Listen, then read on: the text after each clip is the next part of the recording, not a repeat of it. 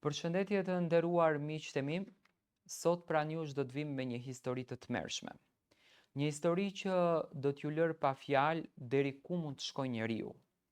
Bëhet fjalë për një vajzë e cila ka kaluar një tmerr në jetë, nga dhimbjet që i kanë shkaktuar bashkëshorti dhe vjera, është detyruar që të abortojë dy fëmijë.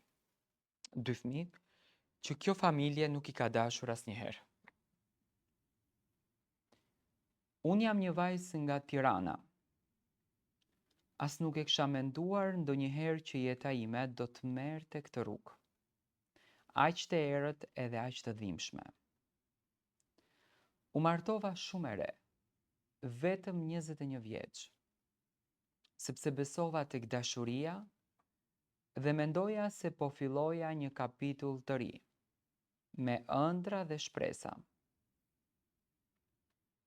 Por fatkeqësisht ajo që më priste ishte feri. Në fillim gjithçka dukej normale.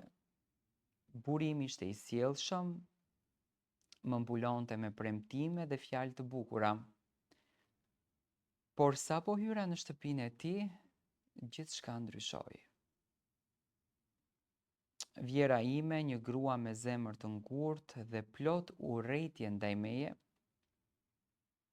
më eci mbi shpirt që në ditën e parë. Më shikonte si armike, si dikë që i kishte marrë djalin, nuk më linte që të merrja frym. Fjalët të liga, shikimet përbuzëse, urrejtje të hapur çdo ditë.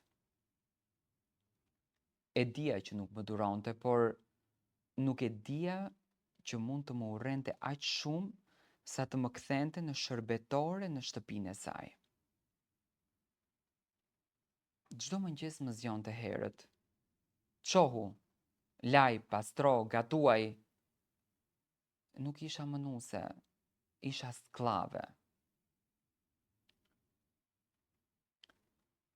Buri im filloi të ndryshonte. Në vend që të më mbronte, ai u bë njësoj si ajo, si nona e vet. Më linte pa para, më shante, më maltretonte psikologjikisht, por edhe fizikisht. Çdo natë unë qaja në heshtje, nën batanie që askush të mos të më dëgjonte. Unë nuk kisha se ku të shkoja. Familja ime ishte e varfër, nuk kisha askënd tjetër veç atyre. E duroja me shpresën se do të bëhej më mirë, me shpresën se fëmijët do të na sillnin lumturinë. Por kjo nuk ndodhi. Kur mbeta shtatzënd për herë të parë, mendova se më në fund do të kishim diçka që do të na bashkonte. Por vjera ime ma tha troç. Nuk dua nip nga ti. Nuk do ta mbash.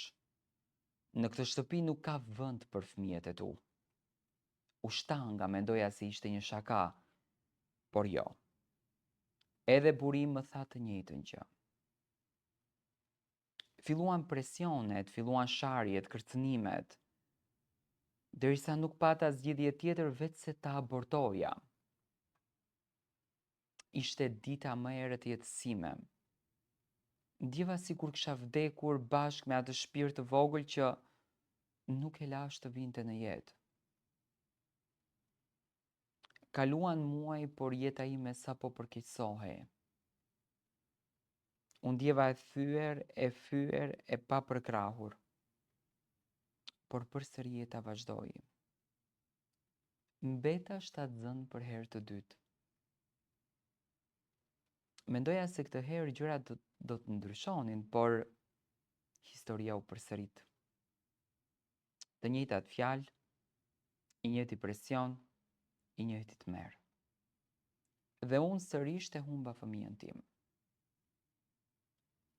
U detyrova, apo më detyruan, dhe kjo më vrau për së gjalli.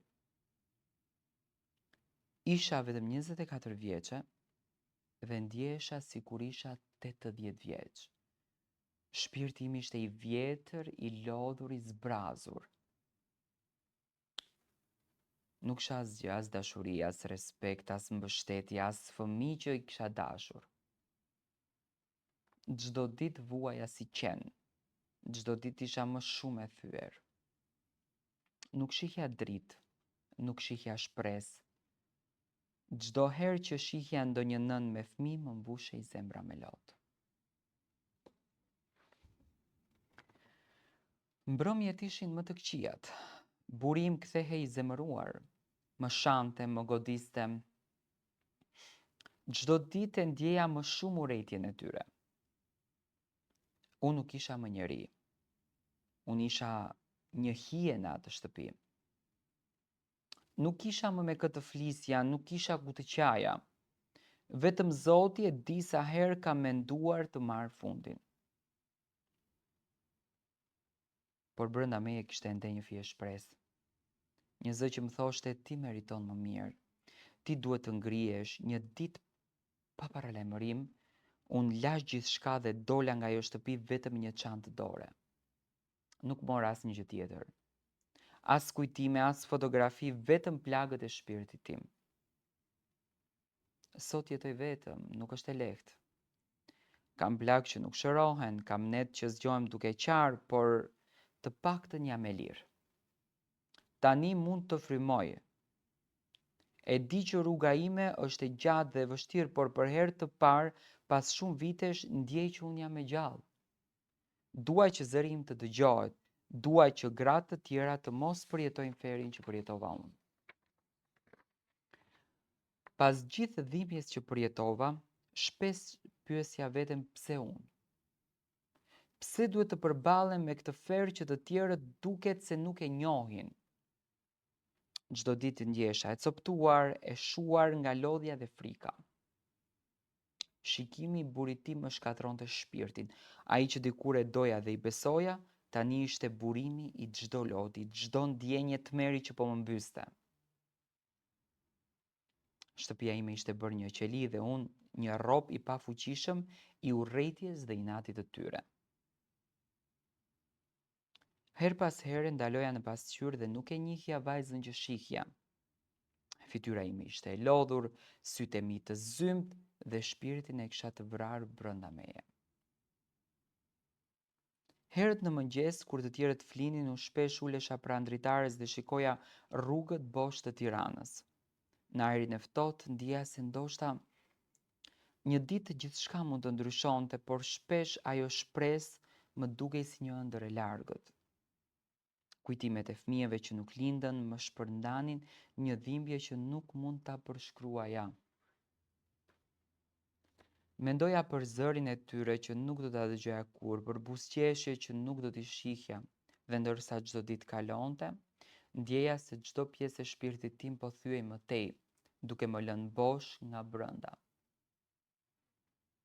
Por edhe pse gjithçka më dukej e herët, një forcë e vogël brenda meje më thëriste të mos dorëzohesha.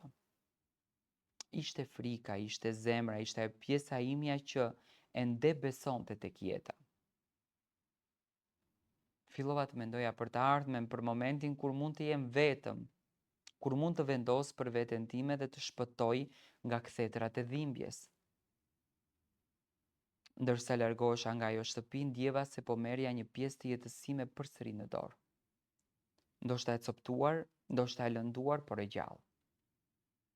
Dhe për herë të parë pas shumë vitesh, ndjeva se mund të filloja të ndërtoja një jetë që nuk do të shërbente më për urrëtitjen e të tjerëve, por për mua dhe për shpirtin tim të plagosur. Kjo është historia e kësaj gruaje nga Tirana, e cila me lot në sy tregon tmerrin.